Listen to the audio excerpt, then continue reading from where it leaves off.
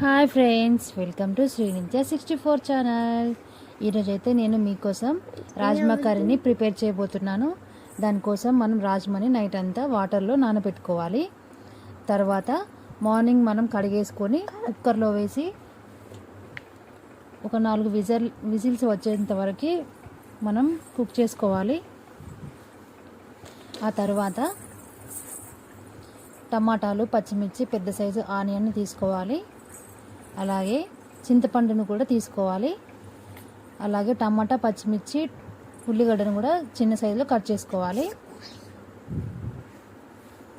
ఆ తర్వాత స్టవ్ మీద ప్యాన్ పెట్టి 4 టేబుల్ స్పూన్ల ఆయిల్ని వేసేసుకోవాలి.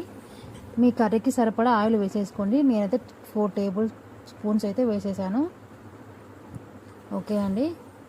ఆ తర్వాత ఆయిల్ హీట్ ఎక్కిన తర్వాత పచ్చిమిర్చి అలాగే ఉల్లిపాయలను కూడా వేసేసి ఒకసారి కలిపేసుకోవాలి.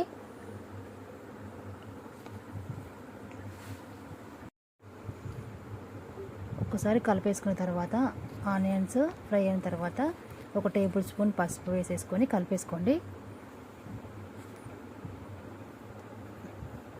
అలాగే 1 టేబుల్ స్పూన్ అల్లం పేస్ట్ని కూడా వేసేసి కలిపేసుకోండి. ఆ తర్వాత మనం ముందుగా కట్ చేసి పెట్టుకున్నటువంటి టమాటా ముక్కల్ని దీంట్లో వేసేసుకోండి.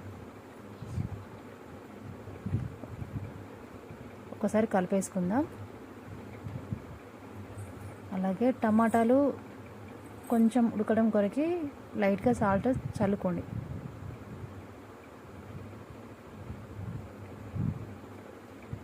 ఓకేనా? ఇప్పుడు ఒక్కసారి కలిపేసుకొని మూత పెట్టేసుకుందాం.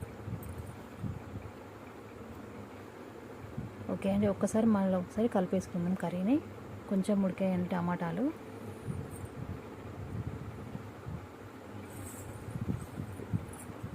ఇప్పుడు మనం ముందుగా ఉడకబెట్టుకున్నటువంటి రాజ్మాని ఒక్కసారి చెక్ చేద్దాం. ఓకే అండి, మెత్తగా ఉడికిపోయాయి. ఒక్కసారి కలిపేసుకొని కర్రీని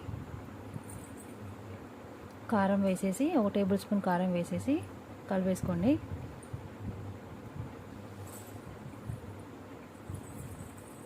అలాగే 1 టేబుల్ స్పూన్ సాల్ట్ కూడా వేసేసుకోండి. నేనైతే ముందు కొంచెం సాల్ట్ వేసేసాను కాబట్టి 1 టేబుల్ స్పూన్ అయితే వేసేస్తున్నాను. మీ కర్రీకి సరిపడా అంటే ఎంత సాల్ట్ పడుతుందో మీరు అంత వేసేసుకోండి. ఓకే అండి.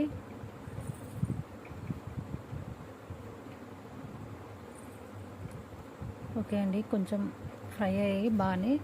ఇప్పుడు టమాటాలు ఉడికిపోయాయి కాబట్టి దాంట్లోకి చింతపండు గుజ్జుని వేసేసుకోండి. అలాగే మనం ముందుగా ప్రిపేర్ చేసుకున్నటువంటి రాజ్మాని కూడా దీంట్లోకి వేసేద్దాం.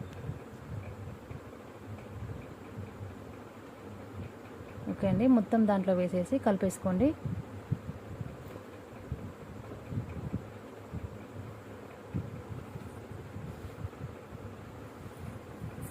ఒక 5 మినిట్స్ వరకు మూత పెట్టేసి కుక్ చేద్దాం.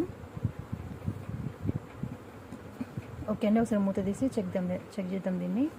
ఓకే అండి, ఉడికిపోయింది.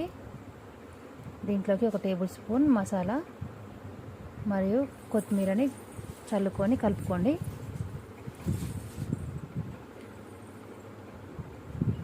ఒక 1 మినిట్ వరకు మూత పెట్టేసి ఉడికించాలి.